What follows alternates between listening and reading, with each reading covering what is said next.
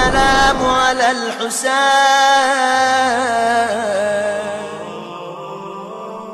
کہ 72 کا اتنا مختصر تھا لشکر کربلا میں، اتنی بڑی فوج ابن زیاد نے تیار کر کے کیوں بھیجوائی؟ ایک تو یہ تھا کہ بہت سارے لوگ تو خود سے پہنچ گئے جب ان کو پتا چلا کہ اس جنگ میں حصہ لینے والے کو بھاری انعامات ملیں گے، لیکن جو پراپر فوج ابن زیاد نے بھیجوائی وہ بھی کم سے کم 30,000 کی رپورٹنگ، کم سے کم اس زمانے کی پاپولیشن دیکھیے گا۔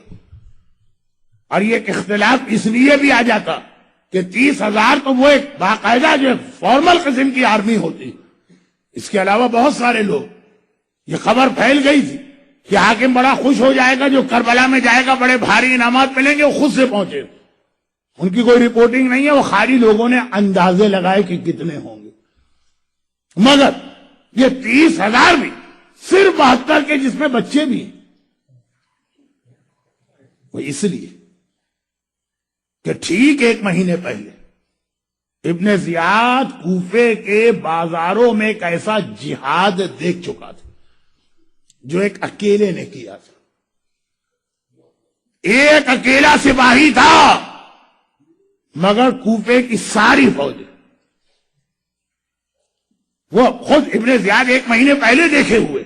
ہاشمی شیر کسے کہتے ہیں؟ وہ تو پھر بھی علی کے بڑے بھائی عقیل کا بیٹا مسلم ہے، محمد ابن اشعث ابن قیس کوفے کی فوجوں کا کمانڈر تھا۔ تاریخ کا جملہ ہے نا، آپ نے ہر سال مجلسوں میں سنا، پہلے ابن زیاد نے 200 یا 500 سواروں کے بھجوائے، کہا کہ اسے گرفتار کرو، اور ہر تھوڑی دیر کے بعد اس کی جانب سے ایمرجنسی کال آ رہی ہے کہ اور سپاہی اور سپاہی اور سپاہی، پوری کوفے کی ساری آرمی ختم ہو گئی، ابن زیاد بھی چکرا گیا، ایک اکیلا آدمی، چنانچہ اس نے محمد ابن اشعث ابن قیس، یہ بھی بڑا عجیب خاندان، اس کا باپ اشعث ابن قیس ساری زندگی مولا کا دشمن رہا، اس کی بہن جودہ ابن اشعث ابن قیس حسن مجتبیٰ کو زہر دینے والی خاتون، اور خود یہ، تو اس کا ایک بے اختیار اس کی زبان پہ ایک جملہ آ گیا۔ ابن زیاد کہتا کتنے سپاہی چاہیے، میں نے ایک آدمی کو گرفتار کرنے کے لیے کہا، تو جواب یہی تو تھا نا محمد کہ اے ابن زیاد، تو نے کوفے کے کسی بنیے یا بقال کی گرفتاری کی بات نہیں کی ہے، ایک ہاشمی شہزادے کو گرفتار کرنے کی بات کی ہے، اگر ساری اسلامی دنیا کی فوج بھی اسے گرفتار کر لے تب بھی غنیمت سمجھنا، اور حقیقت یہ ہے کہ کوفے کی ساری فوج پہنچ گئی، مگر مسلم پھر بھی گرفتار نہ ہو، وہ تو اگر دھوکہ دے کر اور ایک گڑھا کھود کر اور اس جانب لے جا کے مسلم کو گرفتار نہ کیا جاتا تو کوفے کی ساری فوجیں آنے کے بعد بھی گرفتاری ممکن نہ تھی۔ جس ابن زیاد نے 25 دن پہلے یہ منظر دیکھا کہ عقیل کا بیٹا اتنا بہادر ہے، تو جب یہ سوچتا ہوگا کہ جب عقیل کے بیٹے کی یہ کیفیت ہے تو حیدر کرار علی کے بیٹے عباس کی کیا کیفیت ہوگی۔ مسلم ابن عقیل کے حوالے سے آپ 9 ذی الحجہ کی مجلس میں تفصیلی مسائل سن چکے ہیں، لیکن ایام اعزاء میں بھی شہداء میں سب سے پہلے مسلم کا بیان اس لیے ہوتا ہے کہ آقا حسین نے مسلم کو اپنا سفیر بنایا، آگے آگے مسلم ہے، اس کے پیچھے پیچھے پوری حسینی فوج آ رہی۔ تو کل رات سے آنے والے کل سے مختلف شہداء کے مصائب شروع ہوں گے، آج بہت ہی مختصر۔ مسلم اور عباس یہ 2 فرسٹ کزن، اور پھر رشتہ بہنوئی کا بھی، مولا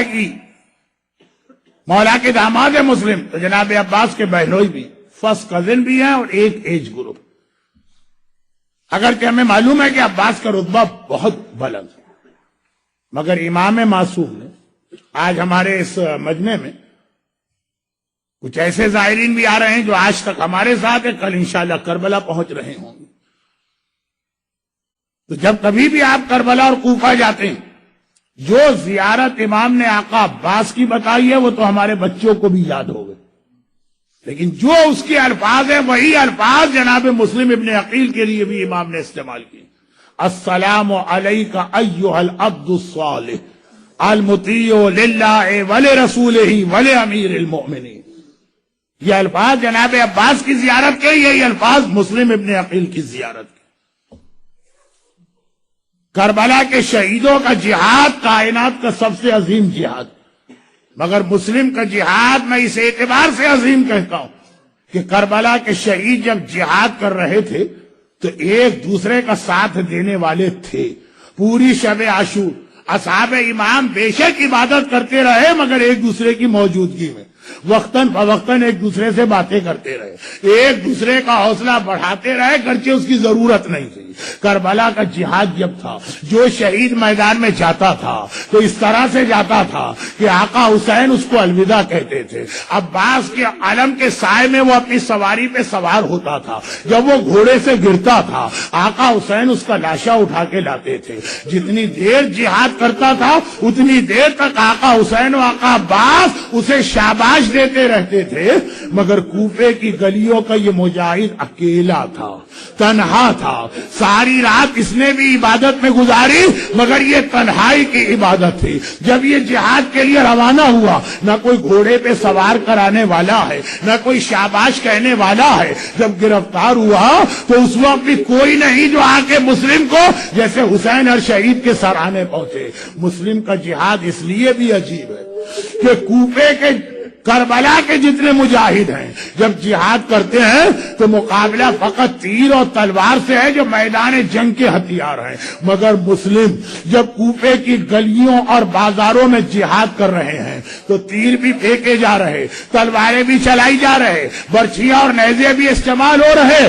ساتھ میں مکانات کی چھت پہ کھڑی ہوئی عورتیں کوئی پتھر برسا رہی ہے اور کوئی گرم گرم پانی اور جلتی ہوئی آگ بھی پھینک رہی ہے.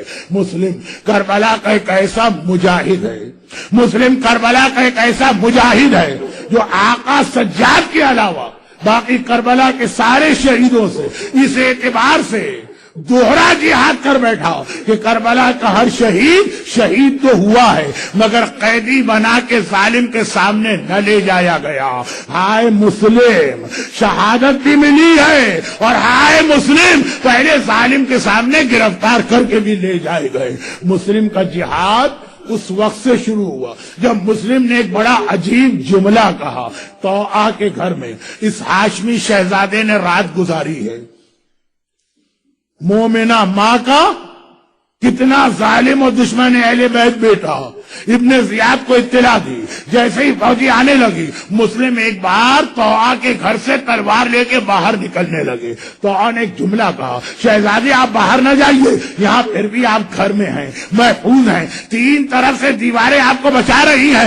یہاں بیٹھ کے جہاد کریں، آپ کا جہاد زیادہ دیر تک ہوگا. کھلے میں آپ جائیں گے تو ہر طرف سے آپ پہ حملہ ہوگا. ہاشمی شہزادہ ہے، حیدر کرار کا داماد ہے. ایک مرتبہ کہتا ہے لیکن طوعا مجھے ڈر ہے کہ میری وجہ سے یہ بے حیا فوج تیرے گھر میں داخل نہ ہو جائے اور تیری بے پردگی نہ ہو جائے. اے مسلم، آج ایک ضعیفہ اور مومنہ کے پردے کا اتنا خیال. ارے ایک بار شام غریبہ کربلا میں آ کے دیکھیے، یہ رسول کی بیٹی زینب ہے، وہ حسین کی بیٹی سکینہ ہے، اور کس طرح یہ فوج بے حیا خیموں میں داخل ہوئی. مسلم کا جہاد شروع ہوا، بڑا عجیب جہاد جس کا اختتام دھوکے سے گرفتار کیا گیا. دربار ابن زیاد میں لے جائے گئے. دربار ابن زیاد میں مسلم پہنچے تو ایک راوی نے بڑا عجیب جملہ نقل کیا. کئی سال بعد مدینے میں آقا سجاد کی خدمت میں ایک آدمی آتا، کہا مولا میں کوفے کا رہنے والا ہوں. اس دن بھی دربار میں تھا جس دن مسلم گرفتار کر کے لائے گئے تھے، اور اس دن بھی دربار میں تھا جس دن آپ گرفتار کر کے لائے گئے. مولا یقیناً مسلم بہت بہادر ہیں، آپ کے چچا ہیں، مگر ہیں تو غیر معصوم، آپ تو امام معصوم ہیں. پھر اتنا فرق کیوں ہو گیا کہ مسلم گرفتار بے شک تھے، زخمی بے شک تھے، مگر سینہ تان کے آئے تھے، کمر بالکل سیدھی تھی. ابن زیاد کی آنکھوں میں آنکھیں ڈال کے بات کر رہے تھے. لیکن مولا جس دن آپ آئے تو کمر جھکی ہوئی ہے، سینہ سکڑا ہوا ہے، نگاہیں زمین پر ہے۔ ہائے میرا امام سجاد، ایک بار فریاد کی، اے شخص تو نے میرے کلیجے میں برچھی اتار دی ہے، تو نے یہ تو دیکھ لیا کہ میرا چچا سینہ تان کیا گا، نگاہوں میں آنکھوں میں آنکھیں ڈال کے بات کر رہا، مگر یہ نہ دیکھا میرا چچا اکیلا آیا تھا، میرا چچا تنہا آیا تھا۔ لیکن ہائے جب میں دربار پہنچا، محمد کی نواسیاں، میری مائیں اور بہنیں کس طرح بے مقنع چادر کے میرے ساتھ لائے گئے اور عزاداروں۔ پھر مسلم نے ایک عجیب سنت اسلام میں قائم کی ہے جو قیامت تک چلتی رہتی ہے، اور وہ کہ جب دارالامارہ کی چھت پہ لے جائے گئے، ابن زیاد نے کہا جلاد ان کی گردن اڑا دے۔ دارالامارہ کی چھت پہ مسلم کو لے جایا گیا، مسلم نے چاروں طرف دیکھا، ہائے میرا آقا مجھ سے دور ہے، الوداعی سلام کروں تو کیسے کروں؟ وہیں محل کی چھت پہ کھڑے کھڑے راہ کوفے کا رخ کیا، آواز دی السلام علیکم یا ابا عبداللہ۔ آقا اپنی جگہ سے کھڑے ہوئے اور پلٹ کے کوفے کو دیکھا، وعلیک السلام یا اخی، بھائی مسلم تم بھی میرا سلام قبول کرو۔ مسلم نے بتا دیا اے مومن، اگر آقا تک پہنچنا کبھی مشکل ہو، جہاں بیٹھے ہو وہیں سے آقا کو سلام کرو، یہ سنت مسلم بن کے سلام وہاں تک پہنچے گا۔ مگر آخری دو چھوٹی سی روایتیں، جلاد کی تلوار تو چلی، مسلم کا سر و بدن ایک دوسرے سے جدا ہوا، اور ادھر راستے میں حسینی قافلہ راستے میں ہے، کئی دنوں سے کوفے کا راستہ بند ہے، کوفے سے کوئی مسافر نہیں آ رہا، سب سے زیادہ بے چین عباس ہے۔ ایک مرتبہ عباس نے دیکھا آج کئی دنوں بعد کوفے کے راستے سے کوئی مسافر آ رہے، ہاتھ جوڑی، مولا اجازت ہو انہیں بولا کہ اپنے بھائی مسلم کی حالت دریافت کر لوں۔ حسین کو تو معلوم ہے مگر قافلے کو اطلاع دینا ہے کہ عباس بلا کے لاؤ۔ مسافر لائے گئے، عباس نے طلب کے کہا کوفے کے آنے والوں کیا تمہیں کچھ پتا ہے میرا بھائی مسلم کس حالت میں ہے؟ وہ کوفے گیا تھا کوئی خبر نہیں آئی۔ مسافروں نے سر جھکا لیے، کہا آقا جب ہم کوفے سے نکلے تھے تو 3 دن گزر گئے تھے، کٹا ہوا سر دارالامارہ پہ لٹک رہا تھا، بے سر کا لاشا کوفے کی گلیوں اور بازاروں میں گھسیٹا جا رہا تھا، مگر نہیں حق ادا نہ ہوگا مسلم کا اگر مسلم کے پورے سلام کو بیان نہ کروں۔ دارالامارہ کی چھت سے آقا کو سلام کیا، مگر 11 محرم کا قافلہ شہر کوفہ میں داخل ہو رہا ہے۔ ایک بار زینب سر جھکائے بیٹھی ہے، سلام سنا، کوئی میرے بھائی کو سلام کر رہا، السلام علیکم یا ابا عبداللہ۔